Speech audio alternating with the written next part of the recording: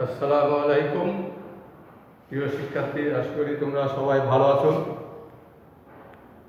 তোমাদের অনলাইনে ক্লাস অব্যাহত আছে, নিশ্চয়ই তোমরা এগুলো রীতিমতো দেখতেছো। তো আজকে সমাজবিজ্ঞানের প্রথম অধ্যায়ের তৃতীয় পাঠ তোমাদের আলোচনা করব। তোমরা মনোযোগ সহকারে ক্লাসগুলো লক্ষ্য করবা। আজকের আলোচনার আলোচ্য বিষয় সমাজবিজ্ঞানের উৎপত্তির ক্রমবিকাশ। তার পূর্বে সমাজবিজ্ঞানের উৎপত্তির পটভূমি নিয়ে তোমাদের সঙ্গে আলোচনা করব, যে আসলে সূচনায় সমাজবিজ্ঞান কিভাবে সৃষ্টি হয়েছিল তার কিছু তাত্ত্বিক ভিত্তি তোমাদের সামনে উপস্থাপন করব। আশা করি তোমরা খুব মনোযোগ সহকারে বিষয়টা উপলব্ধি করবা এবং বোঝার চেষ্টা করবা। প্রয়োজনে তোমরা বাসায় বই কিনে নেবা, সেগুলো রীতিমতো পড়াশোনা করবা। এখন তোমাদের আমি সমাজবিজ্ঞানের উৎপত্তির পটভূমি নিয়ে আলোচনা করতে যাচ্ছি। তোমরা মনোযোগ সহকারে লক্ষ্য করবা। ব্যাকগ্রাউন্ড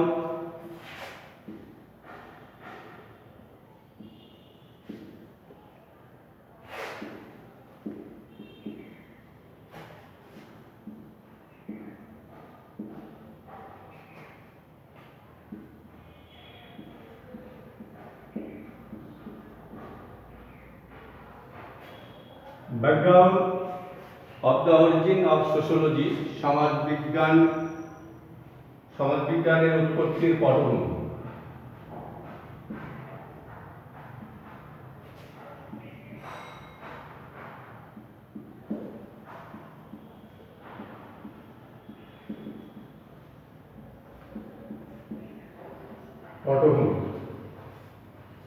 তোমরা লক্ষ্য করো, অষ্টাদশ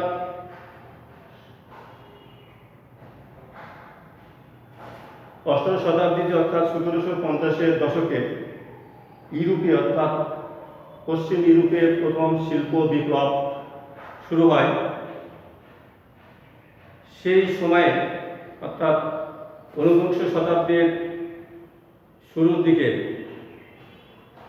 প্রাকৃতিক বিজ্ঞান বলে চিহ্নিত যে বিজ্ঞান আজকে প্রতিষ্ঠিত, যেমন অঙ্কশাস্ত্র, পদার্থবিদ্যা, জ্যোতির্বিদ্যা, রসায়নবিদ্যা, এমনকি দর্শন শাস্ত্রের পরিধি অতিক্রম করে মুক্ত হয়ে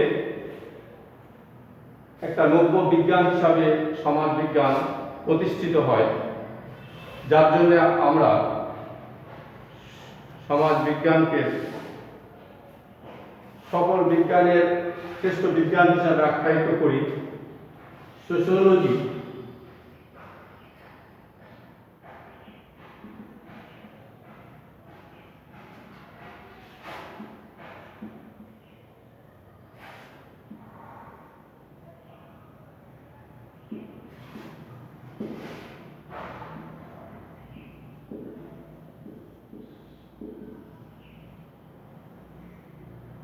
social science, sociology of the youngest of social science। এই সমাজবিজ্ঞানের গোড়াপত্তন হয় সকল বিজ্ঞানকে ডিঙিয়ে 19 শতকের গোড়ার দিকে। যদিও 19 শতকের দিকে এই বিজ্ঞানের সূচনা এবং শুরু হয়, তো এই প্রসঙ্গে একজন বিশিষ্ট দার্শনিক সমাজতাত্ত্বিক রবার্ট ব্রিস্টের, লক্ষ্য করো,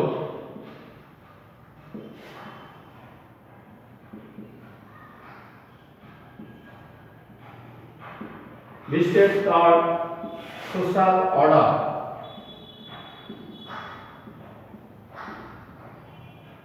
অর্ডার গ্রন্থে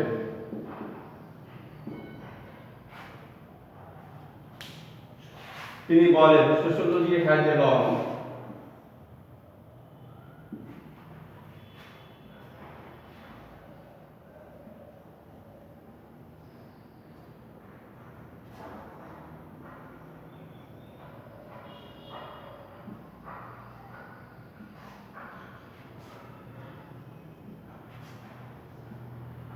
Sociology has a long past of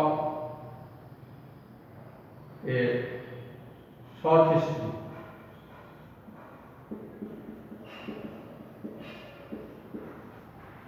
অর্থাৎ সমাজবিজ্ঞানের উৎপত্তির ইতিহাস অনেক দীর্ঘ সময়ের।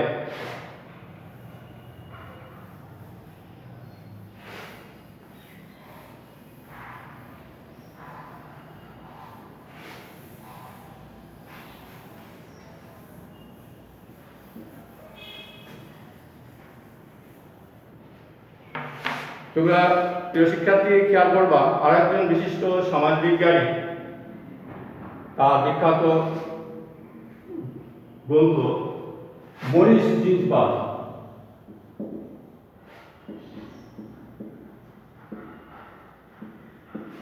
তার রিজন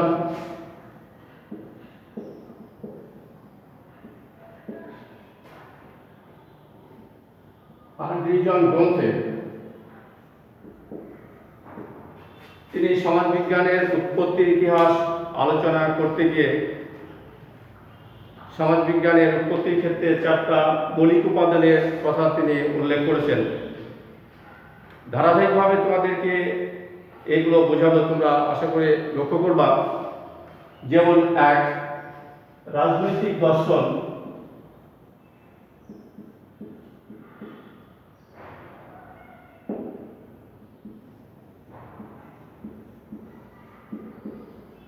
2,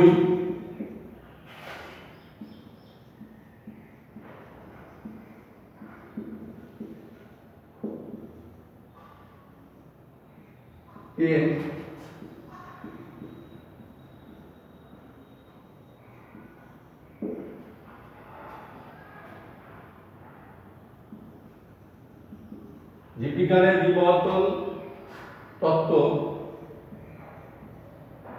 4, সামাজিক জরিপ।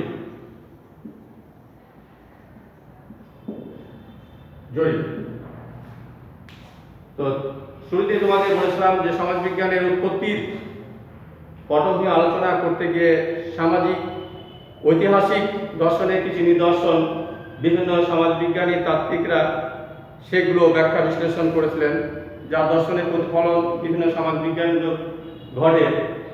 তো আমরা তোমাদেরকে বিশিষ্ট সমাজবিজ্ঞানী মরিস জিন্সবার্গের যে 4টা উপাদান সমাজবিজ্ঞান উৎপত্তির ক্ষেত্রে, এই দর্শনগুলোর সম্পর্কে তোমাদের আমি আবার ব্যাখ্যা বিশ্লেষণ করব, তোমরা লক্ষ্য করবা।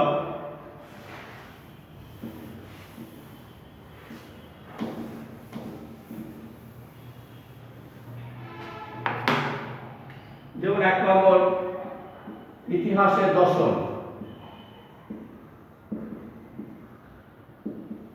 ইতিহাসের দর্শন কি? অষ্টাদশ শতাব্দীতে পশ্চিম ইউরোপে, বিশেষ করে প্রাচীন গ্রিসে যখন রাজনৈতিক অস্থিতিশীলতা, অসঙ্গতি এবং বিশৃঙ্খলার সৃষ্টি হয়, সে সময় তৎকালীন সময়ে দার্শনিকদের মধ্যে বিশেষ করে থেলিস,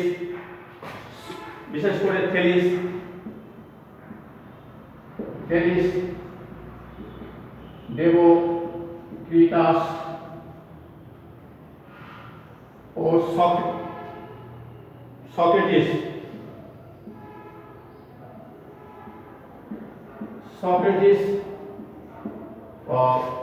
প্লেটো ও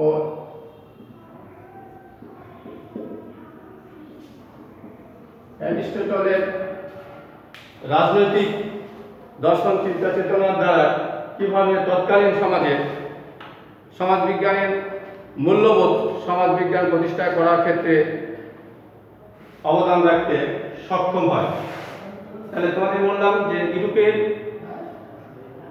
বিশেষ করে প্রাচীন গ্রিসে রাজনৈতিক সহিংসতা এবং অস্থিরতা, অসঙ্গতি থেকে মুক্তি পরিত্রাণের জন্য এই 3জন সমাজ চিন্তাবিদ বা দার্শনিক, থেলিস, ডেমোক্রিটাস এবং সক্রেটিস, বিশেষ করে প্লেটো, অ্যারিস্টটল, তাদের রাজনৈতিক চিন্তা চেতনার দ্বারা সামাজিক মূল্যবোধগুলো কিভাবে সমাজবিজ্ঞানকে প্রতিষ্ঠার ক্ষেত্রে অবদান রাখে তার কিছু তাত্ত্বিক তথ্য এখানে তোমাদেরকে বললাম। এবার সামাজিক ইতিহাস 2,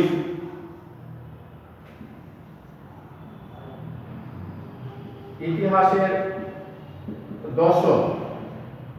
এই ক্ষেত্রে অষ্টাদশ শতাব্দীতে একজন বিশিষ্ট দার্শনিক এবং ইতিহাসবেত্তা, যার নাম ইবনে খালদুন, তিনি তৎকালীন সমাজের ঐতিহাসিক প্রেক্ষাপটগুলো অর্থাৎ ইতিহাসের গতিধারা সম্পর্কে অত্যন্ত বস্তুনিষ্ঠ এবং নিরপেক্ষভাবে তিনি ব্যাখ্যা বিশ্লেষণ করার প্রয়াস চালিয়েছিলেন। সেই সময়ের অবস্থায় পরিপ্রেক্ষিতে তার দর্শনগুলো সমাজবিজ্ঞানের উৎপত্তির ক্ষেত্রে, বিশেষ করে অষ্টাদশ শতাব্দীতে তার এই দর্শন চিন্তা চেতনাগুলো সমাজবিজ্ঞানের উৎপত্তির ক্ষেত্রে সবচেয়ে বেশি অগ্রণী ভূমিকা পালন করে। সেই সময়ে বিশেষ করে ইতিহাসবেত্তাদের নাম অর্থাৎ রাজনৈতিক এবং সামাজিক ইতিহাসের যে দার্শনিকগুলো, যেমন Saint Pierre, Vico, Montesquieu, Voltaire, Herbert Spencer, Robertson প্রমুখ চিন্তাবিদরা এই সমাজবিজ্ঞানের উৎপত্তির ক্ষেত্রে অত্যন্ত গুরুত্বপূর্ণ ভূমিকা পালন করে। তো এই কয়েকজন বিশিষ্ট সমাজ চিন্তাবিদের পরে আরেকজন সমাজবিজ্ঞানী ভিকো তার দি নিউ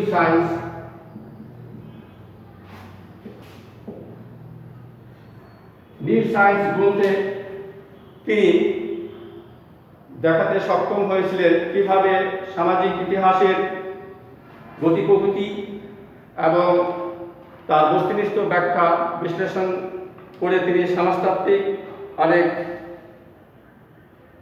দর্শনগুলো সমাজবিজ্ঞান উৎপত্তির ক্ষেত্রে ভূমিকা রাখতে সক্ষম হয়, যার জন্য তৎকালীন ইউরোপে, বিশেষ করে মধ্য ইউরোপে ভিকোকে সমাজবিজ্ঞানের উদ্ভাবক বা প্রতিষ্ঠাতা হিসাবে অনেকে মনে করতেন। তারপরে আরেকজন বিশিষ্ট চিন্তাবিদ মন্টেস্কিউ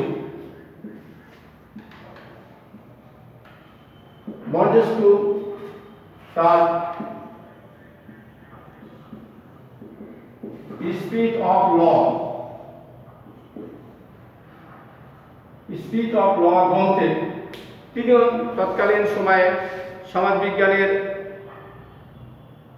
উৎপত্তির ক্ষেত্রে তার সমাজতাত্ত্বিক ব্যাখ্যা বিশ্লেষণগুলো অনেক অবদান রাখতে সক্ষম হয়।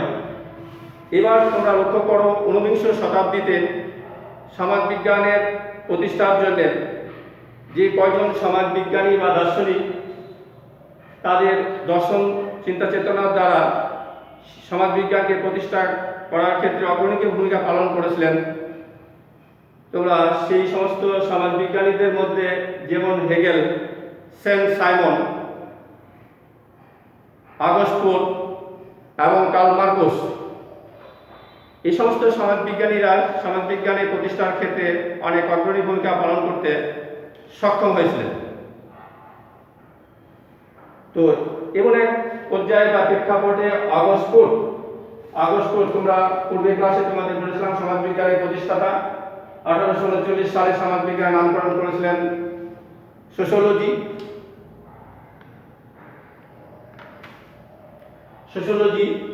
আগস্ট পোপ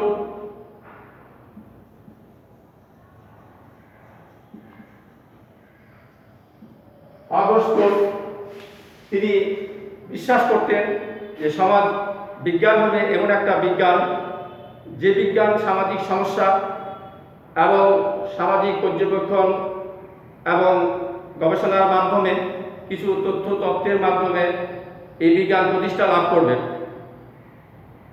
তো সেই সময়কার অষ্টম শতাব্দীর মধ্যভাগে সমাজবিজ্ঞানের সমস্যাগুলো সম্পর্কে সমাজতাত্ত্বিকরা বা দার্শনিকরা সমাজের ব্যাখ্যা বিশ্লেষণ না করে তারা এমন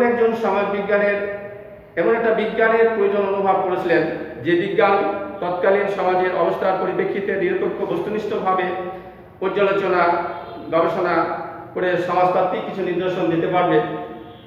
এই প্রয়োজন অনুভব থেকেই পরবর্তীতে সমাজবিজ্ঞানের নামকরণ করা হয় সোশিওলজি বা সমাজ বিজ্ঞান। এই শিশু সমাজবিজ্ঞানকে তৎকালীন ইউরোপে এবং পৃথিবীর অন্যান্য রাষ্ট্রে কীভাবে স্বতন্ত্র সমাজবিজ্ঞান প্রতিষ্ঠা করা যায় এ লক্ষ্যে কিছু সমাজবিজ্ঞানী তাদের চিন্তা চেতনা দ্বারা তাদের অগ্রণী ভূমিকা অব্যাহত রেখেছিলেন। তার মধ্যে যেমন এমিল ডুরখিম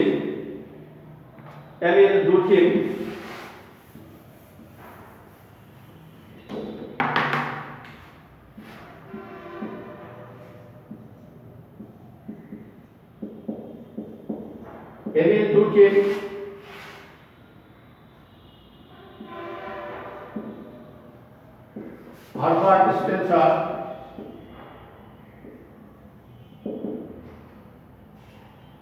ম্যাক্স ওয়েবার,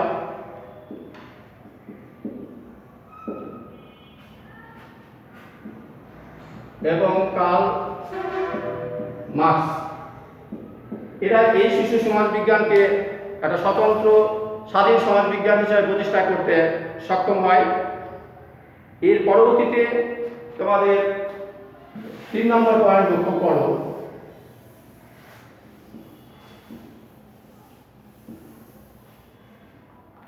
জীববিজ্ঞানের বিবর্তনবাদ।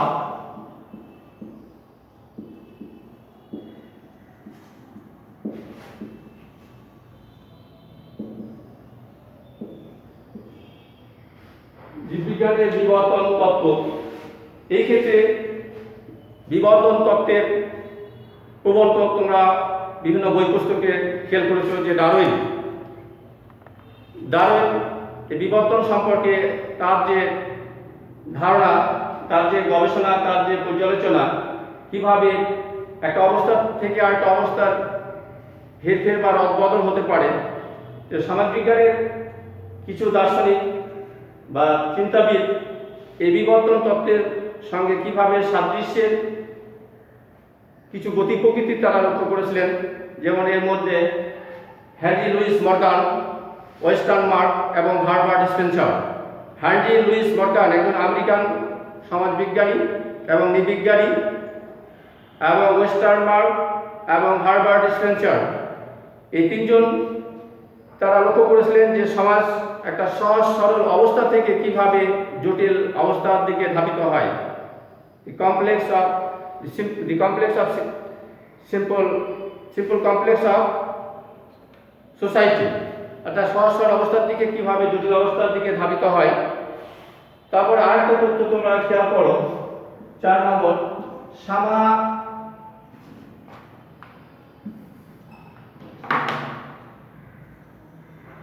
সামাজিক জরিপ।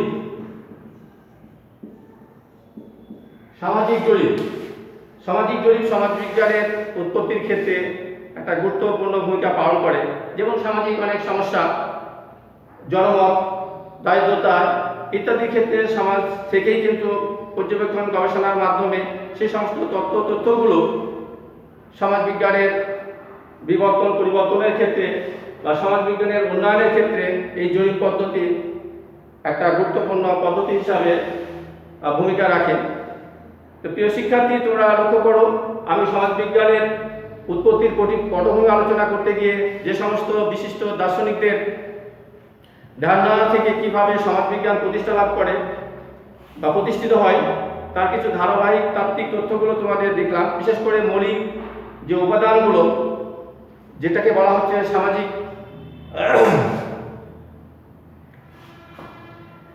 রাজনৈতিক দর্শন, তার ইতিহাসের দর্শন, জীববিজ্ঞানের বিবর্তন তত্ত্ব এবং সামাজিক জরিপ, এগুলো তোমরা বাসায় ভালোভাবে লক্ষ্য করবা। সেকেন্ড ক্লাসে তোমাদের সামাজিক বিজ্ঞানের উৎপত্তি ইতিহাসগুলো বিস্তারিতভাবে আমি ধারাবাহিক আলোচনা করব।